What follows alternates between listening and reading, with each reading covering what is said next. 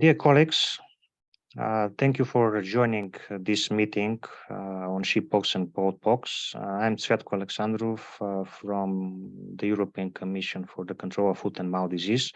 And before we start, I would like to give you some technical information as regards the meeting.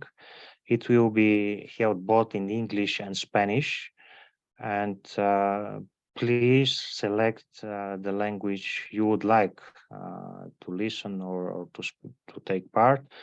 And this can happen clicking and selecting the language as you see down on the right of your screen on this icon for interpretation.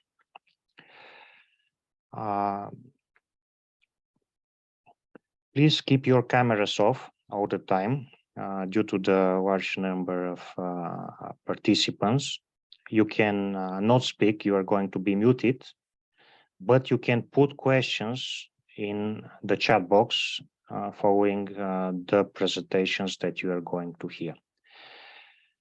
For the opening, I am very happy to pass the floor to Fabrizio Rosso, the Deputy Executive Secretary of the EuFMD, to welcome you and say the introduction. Over to you, Fabrizio. Thank you very much, Tsviatko. And I just would like to really welcome you all to this webinar on the current sheeppox emergency. And I would like to thank the colleagues from the EuFMD Member Nations for trusting us in delivering of this event, this webinar, to their veterinarians and contributing to the preparedness of their veterinary capacity. You probably know that EuFMD has established a program funded by the European Commission that builds on good principle for FMD preparedness and control, and extend them to other transboundary animal diseases, which are similar to FMD. And we particularly consider that the sharing of field experiences among professionals before and during emergency situation is of paramount importance to ensure proper awareness and response. So I really believe that meetings such as this one are vital for improving Europe response capacity to emergency animal disease outbreaks.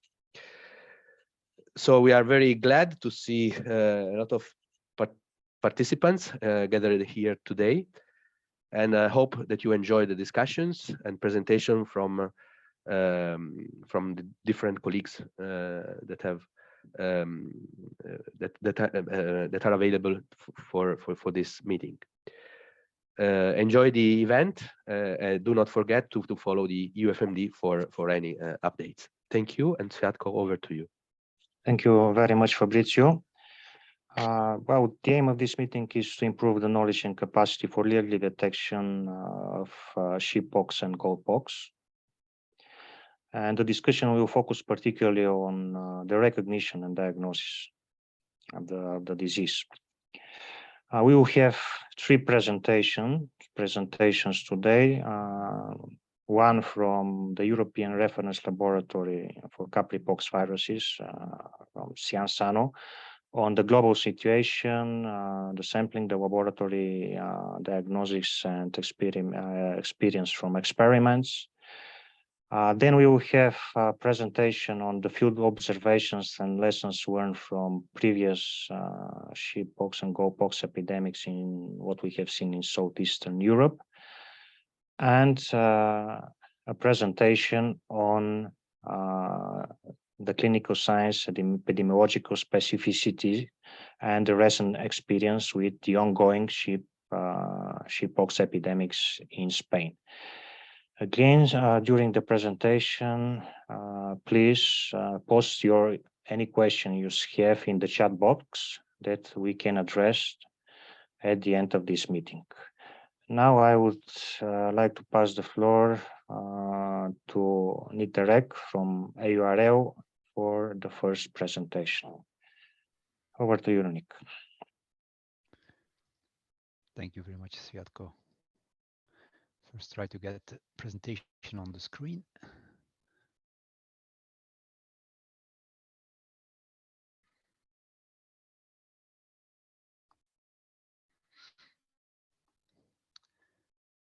Is this okay, or should I change?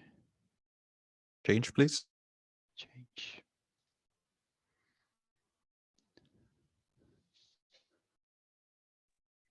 Perfect. Thank you. Perfect. Okay, then I'm going to start off.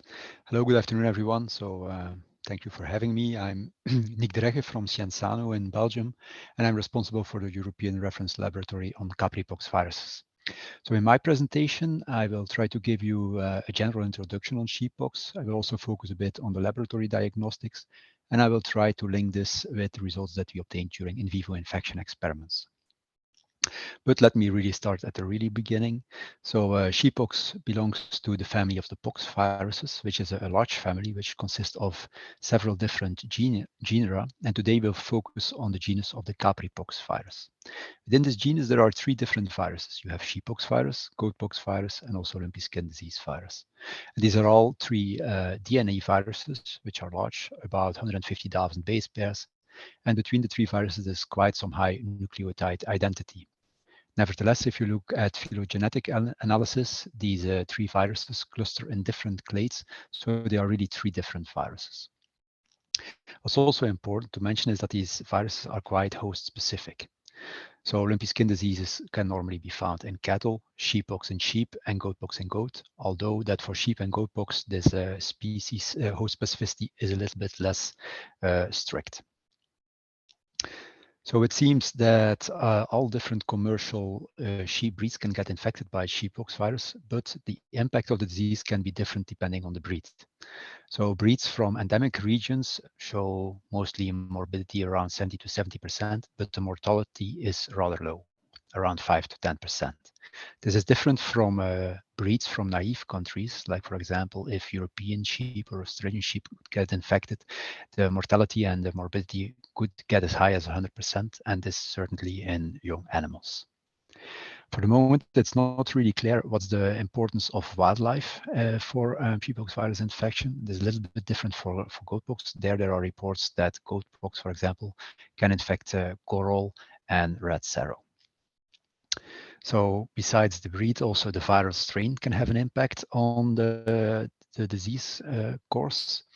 Like for example, here on the right, you can see an example of an experiment that we did at Sciensano, where sheep were infected with 4 different sheeppox strains.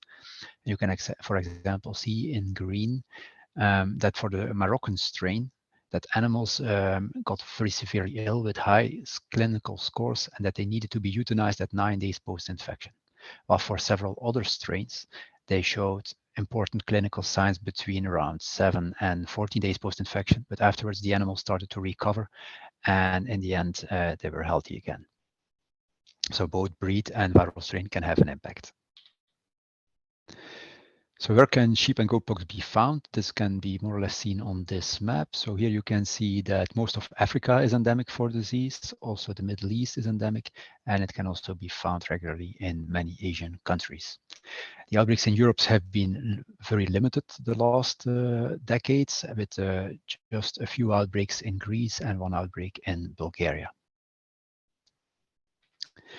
This slide shows more or less the same information, but in blue you can see the countries that have reported an outbreak of sheeppox and goatpox during the last 2 years. And here you can see that several countries from the endemic regions reported outbreaks.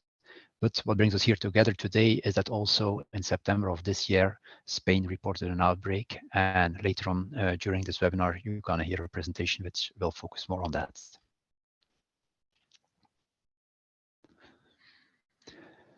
So I think a very important aspect to remember from this webinar is how sheeppox virus is transmitted, because this is very closely related to the control measures that can be taken to stop its spread.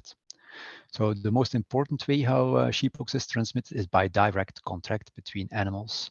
And then it can be by virus that is present in aerosols, but also a lot of virus is present in saliva and in nasal and conjunctival secretions. You can also find a lot of virus in skin lesions. It's also present in milk, urine, and feces. So these can all transmit the disease. But besides the direct transmission, it's also very important to be aware that there can be an indirect transmission of sheeppox. This can happen through wool, through hides. It can be transmitted between farmers between farms by workers, by veterinarians, by trucks that go from one farm to the other, and so on.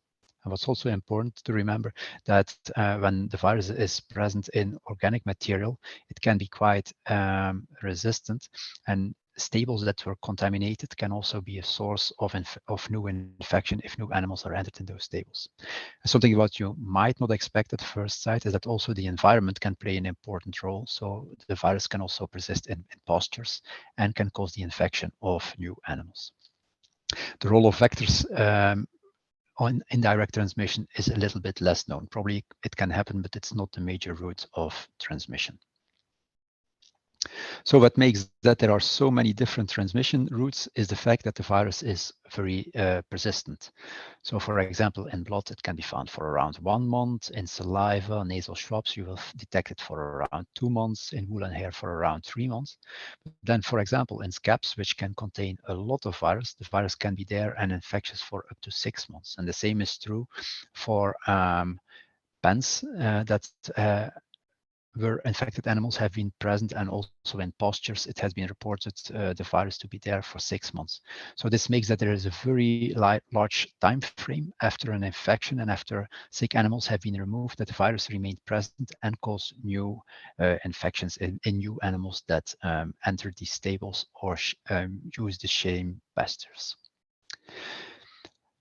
What's good is that the virus is susceptible to the most known disinfectants. It's also susceptible to high and low pH conditions, and by high temperature, you can also inactivate the virus. So the high persistence of the virus makes that biosecurity is very important, that you should think very much on cleaning of trucks on wheels. That's very important to disinfect and clean stables. And that's also very important to think about pastures, because that's not so easy to disinfect. And there, in fact, the best thing is to leave them as long as possible without introducing new animals on these pastures. So what will you normally see after an infection with sheeppox virus? So mostly you will have first an incubation period of 4 or 5 days, but which can take sometimes in some animals 2 to 3 weeks. And afterwards, non-specific clinical signs will develop. The first thing that normally is noticed is a fever, quite a high fever, and you can find some examples on the graphs in the right, where we have done infection studies in sheep, where we tried different viral doses and different inoculation routes. You each time see the onset of a fever around 5 to 7 days post-infection, and you can have fevers around 41 degrees Celsius or even higher. So during the fever, you will also notice swelling of the lymph nodes. You can observe a decreased milk production. You will also see that the animals get less appetite, they get anorexic, and some depression. Then you will have the development of conjunctivitis, rhinitis, with mucopurulent discharges, which can even go afterwards to the development of pneumonia. So after these non-specific clinical signs, you will also have the development of the typical clinical pox symptoms. So this means the development of lesions which start as macula and papilla. And first of all, you will probably see these around the mouth, on the lips. You can see them on the head. What's very important, and often the first place where you can find these lesions is under the tail, and then you can also sometimes observe them between the legs and in some animals over all of the body. So these lesions will then develop further and finally become scabs. Another thing that's important to keep in mind for sheeppox is that you do not only have the lesions at the outside of the animal, but also internal organs show typical pox lesions. So here you can see some pictures where pox lesions, for example, can be found on the lung, in the gastrointestinal tract, but they have also been reported in the kidneys and in the livers. So this is very important because they contribute to the suffering of the animals. So if you have animals with the clear typical pox lesions, it's quite easy to do the diagnosis. And that's also why clinical surveillance is very important, and clinical diagnosis is a good tool.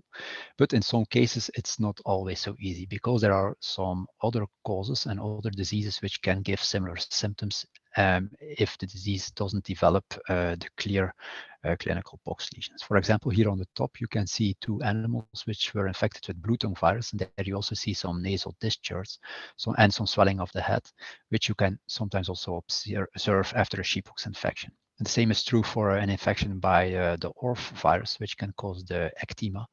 Also, these symptoms that you can see here on the bottom can be mistaken for a pox virus infection. So sometimes it's very important to also have a laboratory diagnosis so you are sure which virus you are dealing with.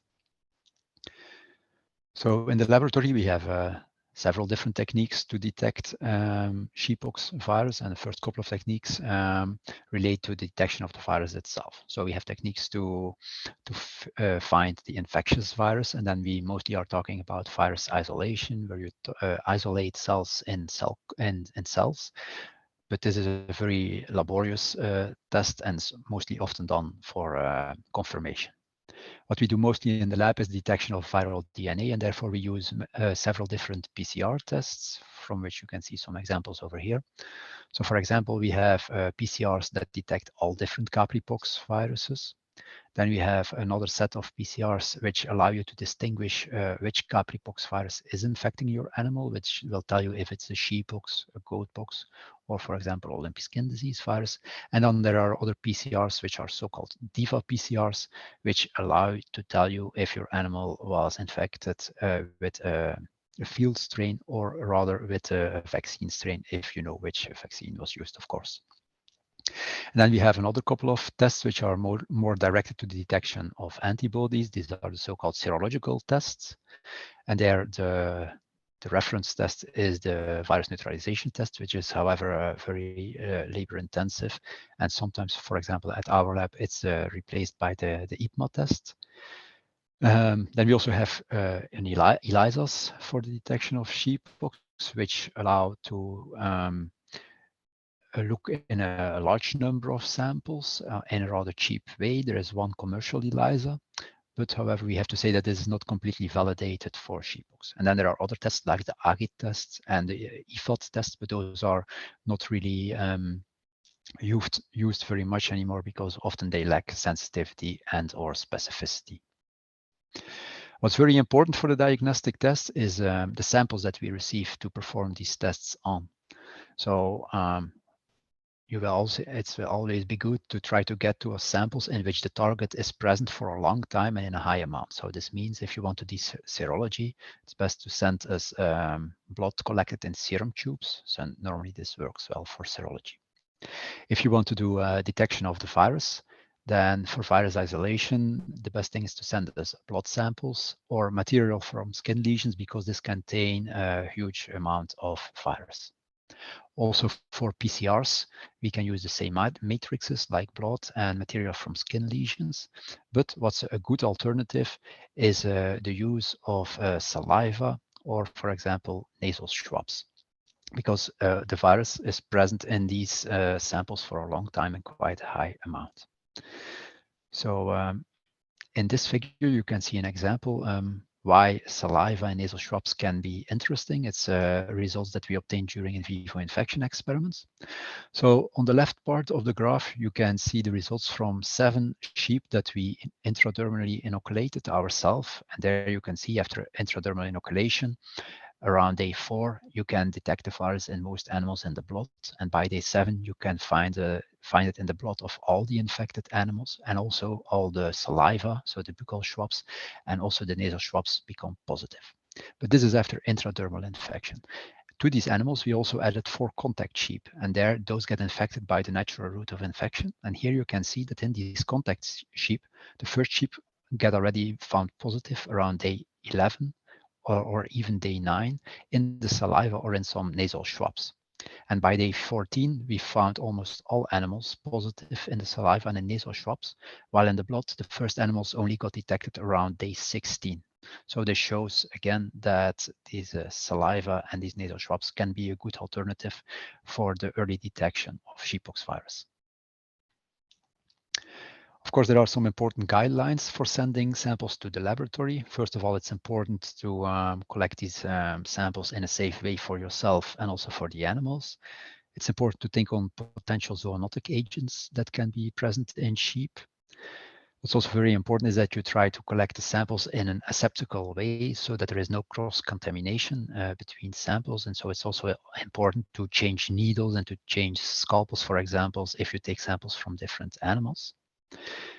Then it's also for a lab very important that you collect samples in a sufficient number and sufficient volume that we can do all the necessary tests. And once the samples are collected, it's important that you send them as soon as possible to the laboratory, and it's best to do this under cold conditions. And of course, during an outbreak, it's also important to take into account that there can be regulations to send samples because this could be a source of virus transmission. Okay, to finalize my presentation, I have 3 or 4 slides on to introduce a little bit some control measures. And so it's important to keep in mind that the control measures are always aimed to stop direct and indirect transmission routes of the virus. So for example, to stop direct transmission, stamping out can be used.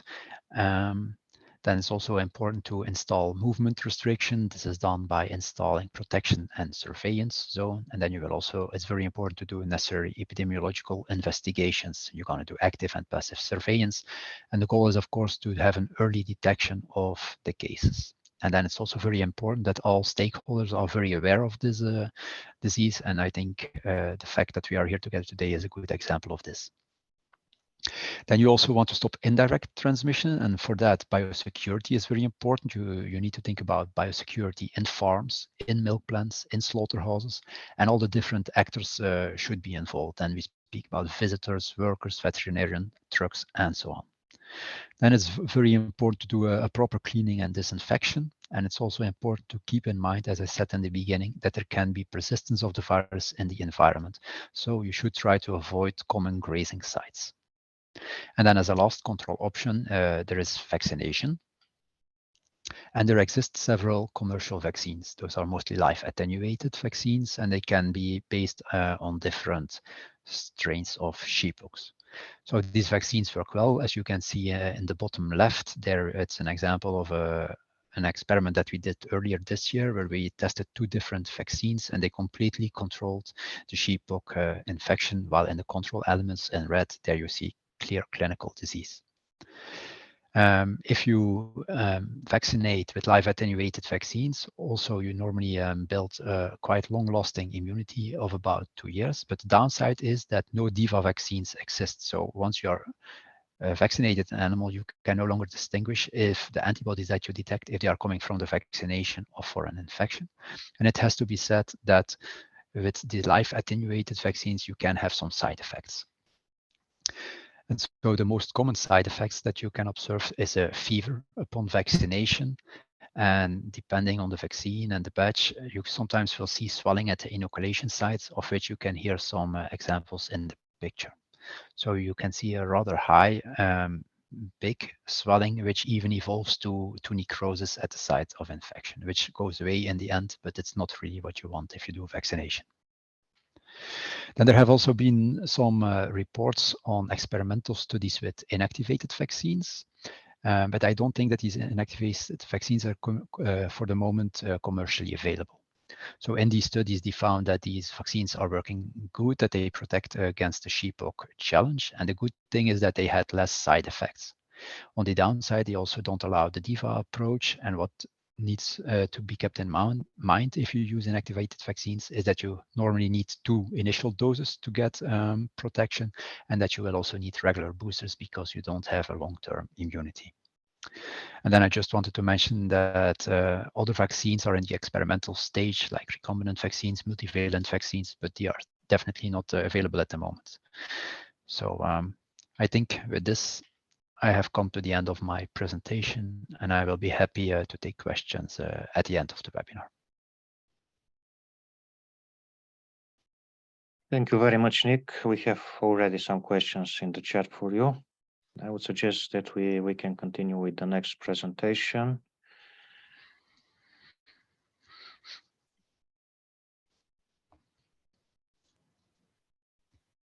Dear colleagues, I'm Tsviatko Alexandrov, and on behalf of the EuFMD team, and as someone that was involved in the control of sheeppox epidemics in Southeastern Europe since 2010.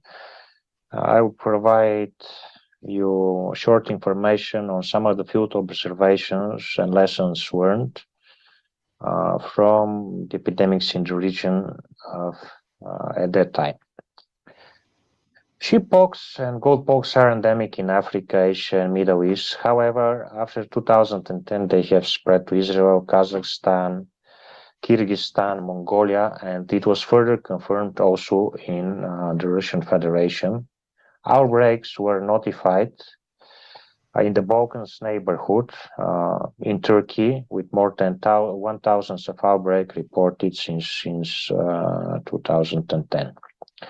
Although the disease is considered exotic for the European Union, outbreaks were confirmed in Greece and Bulgaria. In Bulgaria, in total, 4 outbreaks in 2013, with more outbreaks in Greece. Last outbreak in the mainland in Northeast territories from 2015, and the last outbreak in Lesbos Island in 2018. While the disease in Bulgaria and Greece was contained and eradicated through stamping out policy, in Turkey, a vaccination strategies was implemented. In the next few slides, we will go through some observations in Bulgaria and in Greece, what we have seen in the field, with pictures from clinical science from the Bulgarian outbreaks. At the beginning, sheeppox clinical signs were not recognized even by experienced veterinarians that worked with the disease in the 90s. The clinical diagnosis at the beginning was ecthyma contagiosa or Plutonk. On this picture, you can see a sheep that was confirmed positive for sheeppox, with what was visible here. Looking from outside, the nasal discharges and generalized hyperemia of nerves and lips in sheep. Again, you can see this in some other diseases in small ruminants. On these pictures, we can see very discrete macules from one side, okay, on the early stage of sheeppox, and on the other side, we can see already the scabs, the old lesions, which shows late detection. But again, I would like to raise to your attention that it's not really easy to recognize, particularly when we speak about the malform. And here, obviously, the disease was lately detected when more animals had shown clinical signs. Sheeppox, malpox lesions, and general lesions on the head on this picture. And again, if you investigate the head, you can see more papules, even when touching the skin. When we open the mouth, in several cases, we could observe multifocal papular lesions in the upper and lower lips and in the tongue. And when we tested the saliva from this animal, it appeared positive for PCR, and it showed that saliva is an excellent sample for a few tests, and sending samples for PCR testing and confirmation in the lab, even sample better than blood. Some discrete single papules that are not really easy to be detected. Here we have some cutting of the wool to detect these small papules that may suggest the occurrence of sheeppox in these animals. Again, discrete papules, but also scabs in sheep positive for sheeppox. Well, not so generalized lesions as the typical clinical picture. Again, these discrete papules in different parts of the body that you have to look carefully to see and detect. And a node lesion, all discrete lesions in the leg, case where the lesions and clinical signs were missed at the beginning and were detected during this stamping out policy. More visible and more easy to look. It's under the legs, the inner part of the legs, and in this case we can see discrete multiple macules and papules on the axilla, something that's already visible, and it's good when you do the clinical examination in the field to look particularly in these parts of the body. Again, multiple papules on the inner part of the axilla, where they can be typically recognized, and characteristic pox lesions visible around the inguinal area, ventral abdomen, inner thigh, and mammal glands. Again, you just turn the sheep on her back and examine carefully. Characteristic pox papules visible on the mammal glands, and if we go further, the characteristic papules are very visible, what you can see here. Characteristic pox lesions are visible at the base of the tail and in the inguinal area. Recommendation is particularly when you have plenty of animals to examine in a herd, go and look under the tail. This is the place where usually you are going to detect sheep pox lesions, and it can be very easy and fast without losing time to look in more details on the different animals. Characteristic pox lesions again visible on the base of the tail, but here we have the temperature which is above 40 degrees, temperature, the body temperature, and this is indicator for sheep pox now with the fever. Here we have the characteristic generalized lesions visible all over the body, around the inguinal area, ventral abdomen, inner thigh, and mammal glands. Characteristic generalized macules and papules lesions can be visible when cutting the wool, and this is recommended for field test, just to make sure that we speak about generalized infection. And if we go and look closer, we can see the papule and macules visible when cutting the wool, very clear. Post-mortem and during necropsy, characteristic pox nodules distributed throughout all the lung walls are typical. These are just pictures from electron micrograph for an ultra-thin section of papular sheepskin with generalized sheep's pox lesions, many capillary pox virus particles within the cytoplasm of an infected dermal cell. Well, an old method, but again to show you how these viruses look like from the epidemics. And more for histology, sheepskin with generalized sheep's pox lesions, sheep pox cells with pseudophilic inclusion bodies within the cytoplasm, where you can see the arrows. What were the observations? Sheep pox, goat pox has been hampered by the disease underreporting by the farmers. Disease awareness was not good among the farmers at the beginning of the epidemic. Many thought that it was all for blue tongue. And well, maybe this is the reason where there were late detection in some cases, and this contributed to further spread of the disease, and particularly when we speak of villages and common pasturing. You could see different farms affected in same village and area. Clinical examinations and passive farming reporting of clinical signs are at greatest importance for detection of sheep pox and goat pox, and this has to be very clear. These are diseases that are visible and detected by clinical signs. Then, when reported, the diagnosis is easy. And when raising awareness and knowledge in the region, it helped and supported for the early detection of new outbreaks. In the case of large herds, during the clinical examinations, investigations under the tail is quick and reliable method for the detection of the disease. From the Bulgarian experience, saliva appeared to be an excellent sample for PCR testing. The disease was not observed in goats. However, goats should be considered as a risk factor for disease spread, mechanical or by other means. In case of grazing and sharing of pastures, different herds, backyards from same villages were affected. Pastures are a risk for spreading of the disease. and this is some main conclusions, and grazing must be stopped during epidemic. Sheeppox, goatpox was spread indirectly by humans and contaminated materials and/or of transportation of live animals, subclinical or not detected clinical signs, or illegal animal movements. An additional factor that has contributed to the spread of the disease is the partial stamping out of the split-affected holdings at the early stage of the epidemics, meaning different holdings of same owner.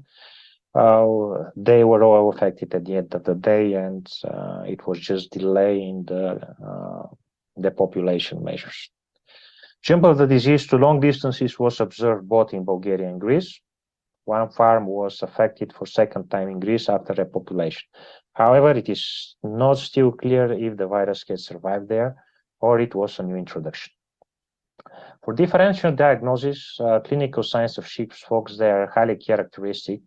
However, in their mild form, they can be confused with parapox virus causing or urticaria from multiple insect bites, blue tongue, and other fast diseases. Well, the pictures on this slide are particularly from these regions. We have picture of FMD, of blue tongue, of ORF, of PPR together with the one from sheeppox, and they all look very similar. That's why it's very important to have the laboratory confirmation as soon as possible. And in case such signs are detected, first to test for foot and mouth disease, sheeppox, pest the petit ruminants, then blue tongue, and then for anything else. In this area, EuFMD together with Bulgaria, Greece, and Turkey is implementing transboundary high-risk area coordinated epidemic surveillance or TRACE program, which includes different components of surveillance activities, but is using again modeling and this camera model to assist achievement and declaration of confidence of disease freedom. From one side is the early detection, from the other side is the confidence of disease freedom, with automized calculation of probability of freedom from fast diseases based on multiple clinical and laboratory data, design data collection and analysis methods. Surveillance data is gathered from Bulgaria, Greece, and Turkey on monthly basis for sheeppox including. Quarterly reports are produced and probability of disease freedom of disease for transboundary animal diseases in trace region, including sheeppox and goatpox, is provided in those reports. And other tools are available and developed by EuFMD to assist members in peacetime and during emergency. The pragmatist, the vaccine prioritization tool that assists vaccine bank management and risk assessors to prioritize antigen vaccines according to the risk and vaccine matching results. The risk monitoring tool, which is a semi-quantity framework to monitor the likelihood of entry of fast diseases, including sheeppox and goatpox, from PR2 countries using information from neighboring countries. From EuFMD member nations with regard to connectivity and different fast diseases pathways effectiveness. The EuFMD, the European scale modeling platform of livestock disease spread and control that simulate transmission within and between countries, now in development for sheeppox and goatpox. Get prepared a toolbox of good practices covering all components of emergency preparedness, and emergency toolbox with open access to online resources as being made available for member countries and other countries to provide open access on online resources. Thank you very much for your kind attention, and we will be happy to address any questions you have.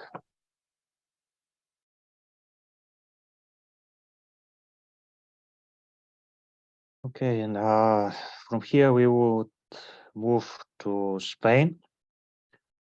And well, I'm very glad to introduce Germán Caceres Garrido, who is the head of epidemiology department at the Ministry of Agriculture, Food and Fisheries of Spain, who had prepared a very nice presentation from the Spanish experience. with the current observations on the ongoing epidemic currently.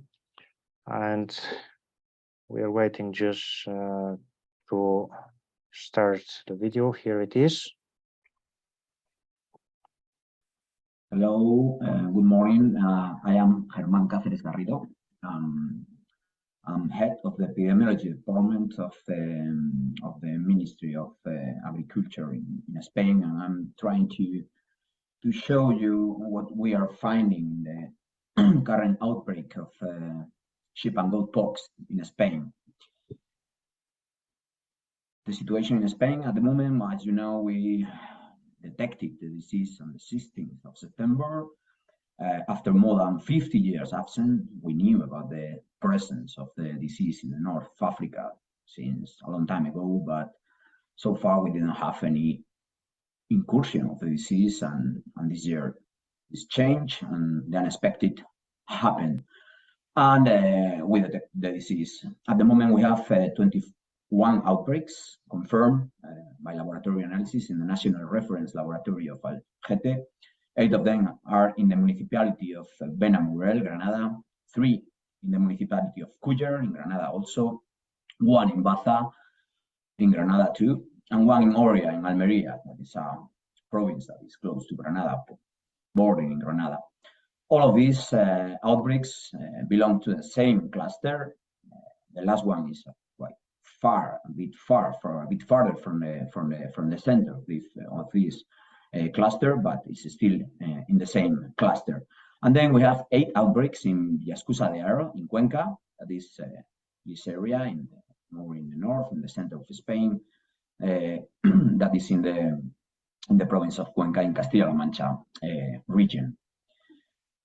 Well, these 2 clusters are different in terms of the type of farms that we have there, the type of animals, the type of managing of the herds. In the case of the cluster of Granada and Almeria, we have 12 outbreaks in Granada and 1 in Almeria, as I mentioned before. The total census in this area, in these clusters, in these outbreaks, is 2,720 sheep and 123 goats, all of them in holdings for breeding, for production of meat. Plants go then to assembly centers or fattening places for the consumption of meat. In the restricted zone that was created around and now is unified in the whole cluster is 185 holdings, 32 in the protection zone, 3 kilometers radio around the outbreaks, and 153 in the surveillance zone. And in total, there is a census of accessible animals of 48,588 animals in total. In general, they are small and less professionalized farms with outdoor grazing activities that led to the contamination of pasture tracts, what is making control effort and control more difficult in this area. This cluster is still active, detecting new outbreaks in the recent weeks, and we are still investigating and increasing the controls and all the stuff, mainly with the difficulty and the challenge of managing the risks associated to this contamination of pastures in the beginning of the outbreak. In the area of Cuenca, the situation is different. It's 8 outbreaks in the province of Cuenca, in the municipality of Villaescusa de Aro, all of them. Total census in this cluster, in this case, less outbreaks, but a lot more animals, because they are big farms, intensive farms that are, many of them, for the production of milk and some fattening and assembly centers that where we have a lot of animals. We had a lot of animals when the first detection occurred.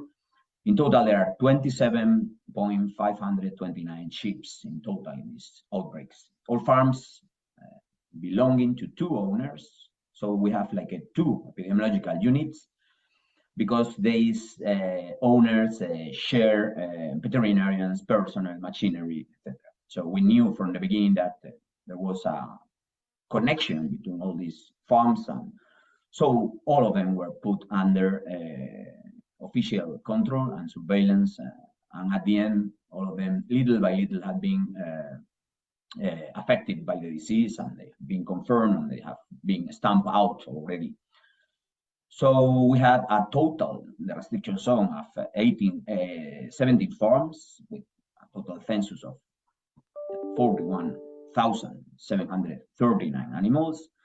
And as I mentioned, there are intensive farms, assembly centers, fattening units, milk breeders, so no grazing activities outside the farm, which is very important because that is one of the reasons that we knew that this area could be easily controlled and put under control, the spread of the disease. So the cluster at the moment is stable.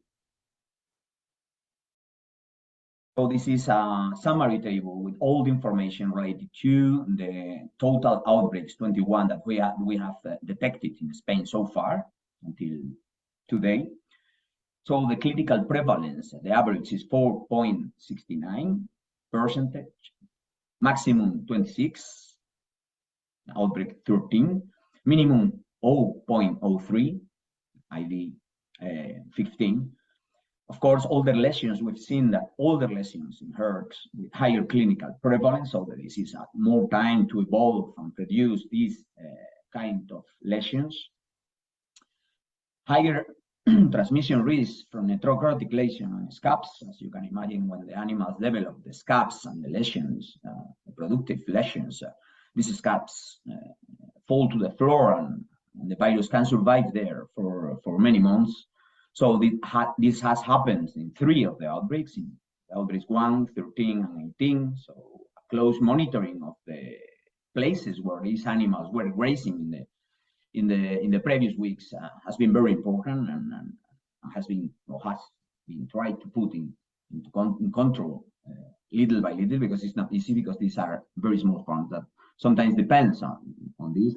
A subsidy has been produced for the farmers, provided to the farmers to allow them to feed the animals indoor, and now is becoming better in this regard, the situation in the area. So in the first moment, as you see in the table, samples and results, we prioritize, the sampling, the rapidity, the diagnosis, and the confirmation of the disease. So we then take many, in the case of symptoms of clear clinical signs, we took just a few animals for confirmation purpose and for the rapid control of the disease in these outbreaks. Now we are ongoing a study where we are trying to take from the new appearing outbreaks a complete statistical significant sampling strategy, and we hope that we will have a lot of information that will be very, very important to understand how the disease behave in the affected farms. So the first isolate was sequenced to determine that it was a field strain, and it was a sheep goat pox virus, and it was a field strain. And then the communication was when this field strain was result was confirmed on the 19th, and samples were immediately sent to the Sciensano, to the EU reference laboratory for sequencing. The information coming from there, from sequencing activities, has been that is related to isolate circulating in Morocco in 2014, Egypt in 2018, and Turkey in 1970. So it's not very clarifying, as you can see, and no clear conclusion about the origin of the virus sequencing. So if we look at the clinical findings that how the disease is described in the OMSA, in the organization on the World Health Organization for Animal Health, the manual says that the incubation period 4 to 14 days. In the case of Spain, the field strain in Spain seems to have a long incubation period, so we would be looking at the highest range of this incubation period, 14 days. We think that is more plausible here. And sheep and goat pox are characterized by disseminated cutaneous nodules, up to 100% mortality in fluid. This is what OMSA said in the manual, but in Spain we haven't seen these high mortality rates in any of the outbreaks. It is true that most of them have been detected in early stages, so not giving time to to increase the mortality, so higher. Goats not seriously affected, they seem far less susceptible to both infection and clinical signs. Another thing that is in the OMSA manual is some breeds of European sheep may die of acute infection before the development of skin lesions. In Spain, we haven't seen this. So we haven't seen any acute case of sudden mortality. May have happened in few animals in the beginning. In any case, nothing very impressive for a farmer would make a challenge the passive detection of the disease by the farmer and private veterinarians. So they have to be close look on the animals, close monitoring of the animals to be able to detect. In all the times in Spain, the clinical presentation and evolution observed in affected animals have been typical, as described in OMSA manual. Okay, so we are showing here some of the symptoms or clinical findings that we have found in the outbreaks in Spain. And in this case, these are initial stage of lesions, skin lesions, reddish macule, papules, 14 days incubation plus 2-5 days until lesion development. So most likely affected area, easy to check, useful for passive surveillance under the tail. This is typical, the presentation of clinical signs under the tail of the animal, so that making easier, to the inspection of the animals daily. Within 24 hours of the appearance of generalized papules, affected animals develop rhinitis, conjunctivitis, and enlargement of superficial lymph nodes, particularly because they are easily accessible. The prescapular lymph nodes would be inspected in animals very easily. Then the disease or the clinical lesions evolve in papules into a necrotic lesion and scabs, so more infective from the point of view of these grazing areas and in the farm, in the manure, etc. The scabs are able to have the virus be able for months, so 14 days incubation plus 2-5 days until initial lesions plus 5-10 days to develop the scabs. So we are looking in this kind of clinical findings. At least the disease has been in the farm for at least 1 month, and that is very important for epidemiological investigation, of course. So some relevant information about the epidemiology of the sheep and goat pox virus in Spain is a non-explosive presentation, that's for sure. Few animals infected from grazing fields through incubation period, 14 days, and then slow intra-herd transmission, more animals through incubation period, 14 days, so clinically evidence after 1 month after first infection. So this is very important for epidemiological investigation, and this is what we are seeing in Spain at the moment. Mortality is not very high, and it's progressive in the herd, so it's not very evident. The indirect transmission, main challenge, as I mentioned, is the contamination of common pastures and other grazing fields and tracks. High stability of the virus in the environment, mainly when animals have scabs and productive lesions, as I mentioned before. Other indirect paths, of course, possible. This is a very transmissible disease, vehicle, personal, and vets, vomits. No important role of flying mechanical vectors, and goats are not very seriously affected by the infection and by the clinical disease. The possible origin of the virus is unknown at the moment. Investigation is still ongoing. Field strain phylogenetically related to isolates from Morocco, Turkey, and Egypt, in a very long time period, so this is not very clarifying, of course. Most plausible is the workers with dirty clothes from endemic North African countries who came to Spain and work in sheep farm. This is the most plausible theory that we have at the moment, but we haven't found any clear evidence of this anyway. Other possible pathways, implausibility or illegal direct sale of animals around the feast of the Muslim countries, the 10th of July, to North African people who could have gone inside the farms to choose the animals, for a feast. And of course, the vehicles not properly cleaned and disinfected. And this is very unlikely because we have a very, very important and very thoughtfully applied protocol for these vehicles that are going to the North African country and they're coming back to Spain through a specific protocol in the border inspection points because of the risk of foot-and-mouth disease that, as you know, has been around for a long time now. Conclusions: we have at the moment 21 confirmed outbreaks so far in 2 clusters, Cuenca and Granada. Granada, of course, include another outbreak that is quite a bit farther from the center of this cluster, that is in Almeria, but still related to the same risk factors that we detected in the cluster in Granada. They are epidemiologically linked, these two clusters, because to each other by animal movement that we knew about in the beginning during the incubation period, in the high risk period, so before first detection. So we had a clear idea that this area could have been, or Cuenca, cluster in Cuenca could have been infected from the beginning, because we detected movement from Granada to Cuenca in those days. No risk movement identified to other member states in the high risk period. The cluster of Cuenca is stable at the moment without new outbreaks. We hope to leave the restriction zone very soon. Of course, we know that in this area there is no risk for pasture contamination, because they are intensive farms and the animals didn't graze outdoor. So that is making easier the management of the disease in this area. The cluster of Granada on its side is still active, with new outbreaks every few days, probably associated to a sporadic non-compliance with this ban on outdoor grazing. This has been very difficult to apply, because there are small farms, very remote. We are in coordination with the police and giving a subsidy to the farmers to try to avoid these animals from coming outside the farms, so they can be fed inside. And of course,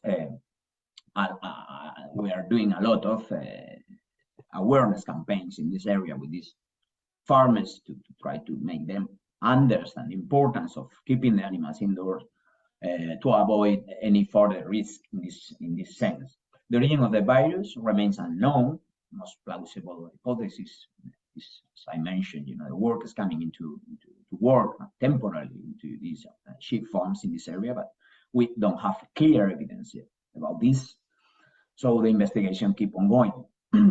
The typical clinical signs which become evidence in terms of number of animals affected after 3 or 4 weeks after first infection in the herd. So it's very important, a close and direct observation of the animals and immediate communication to the official veterinary services of any hint of disease. So enhanced passive surveillance is key in this sense.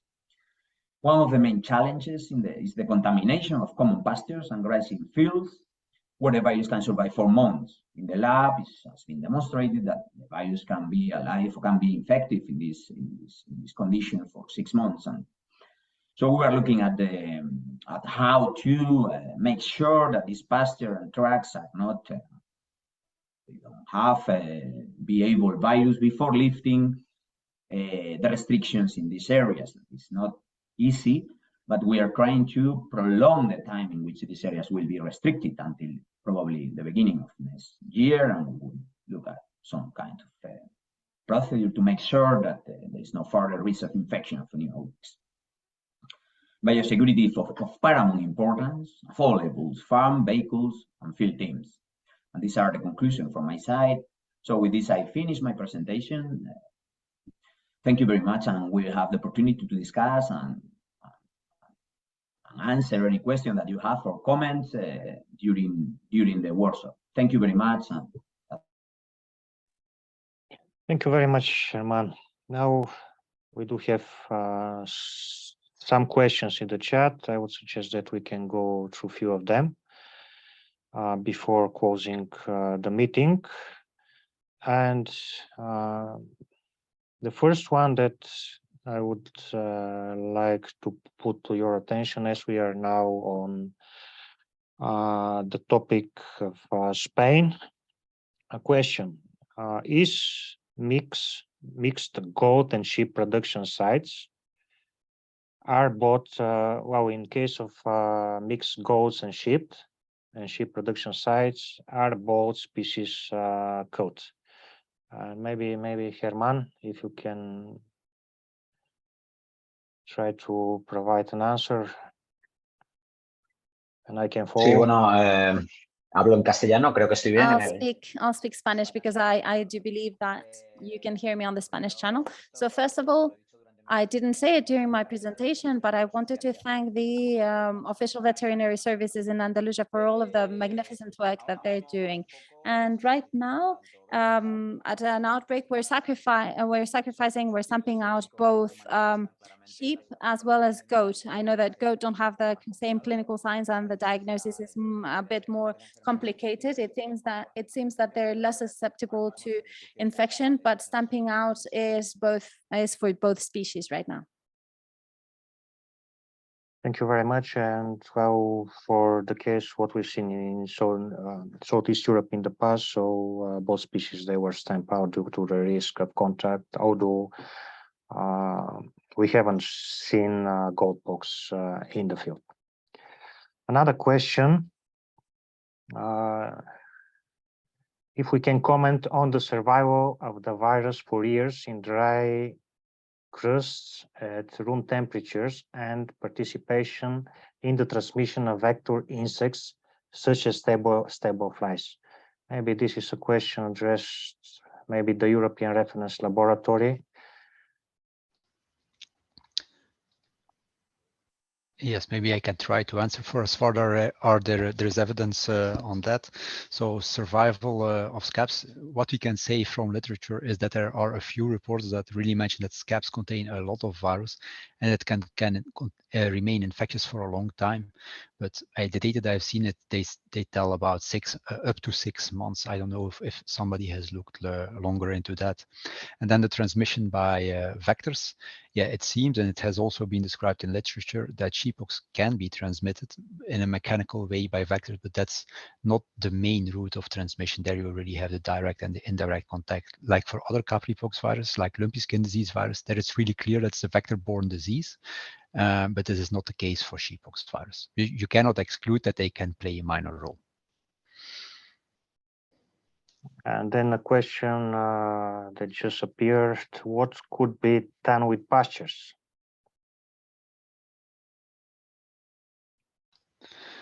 Yeah, that's a difficult one to answer. What you want to do is to leave them as long as possible without new sheep entering on them. I think maybe Herman can tell more about that maybe they can be used for another purpose, to grow vegetables or something like that before sheep are entered on that. But maybe Herman has a better idea.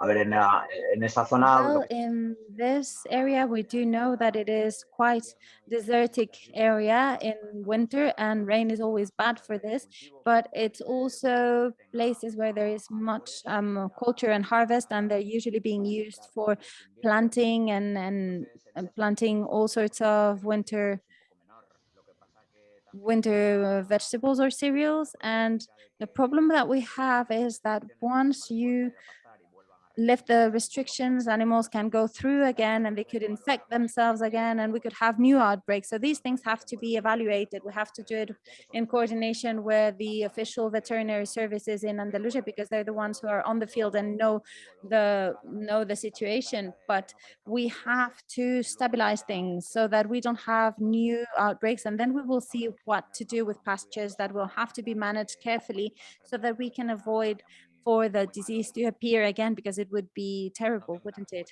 I don't really have a clear answer about a date or so on. Thank you, Herman. Thank you very much. And it's really complicated question. Well, again, maybe a question on the maintenance strategy by which the virus maintains, and what about the role of wildlife, of wild animals? Well, as I said, there is in literature, very little data on that, if wildlife get infected and if they have a long persistent infection. So I cannot say very much about it. So as I mentioned also for goatpox, there are some recent data that show that there are some wildlife species that get infected. But I think, yeah, as we mentioned, the virus is so stable in scabs, in the environment, in organic matter, that's a very important way of transmission. And that's the one that we need to take into account and try to control. Okay, thank you very much, Nick. And well, just last question that was also raised during the EuFMD open session. Do shear trimming machines used in wool sheep represent a risk for virus transmission?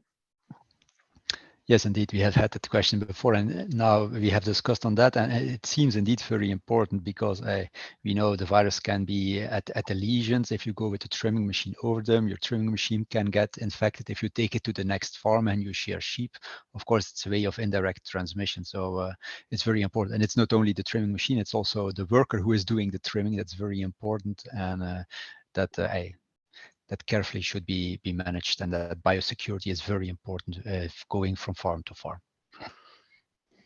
Thank you very much. And well, I would suggest that we can shortly close the meeting, and for the rest questions we can reply by email. I think the ones that are most interested about the origin of the introduction of virus to Spain, it was already addressed in the presentation by Herman. From another question, yes, we will provide a recording both in English and Spanish after we close this event, and it will be available to everybody. And I would like to thank you all that stayed here with us and that listened to these talks. Special thanks to Nick and Herman for their presentations, but also to Chris de Klerk, who supported us a lot in the preparation of this meeting, but not only. Really special thanks to the European Commission for their support. And not at the end, I would like to highly acknowledge the work by the EuFMD team, Rodrigo, Charlotte, and particularly Sylvia Epps and Filippo Padua, who really made this event possible with so many participants around. And I am sure it was not easy for them. Well, thank you very much again, and looking forward to seeing you soon again.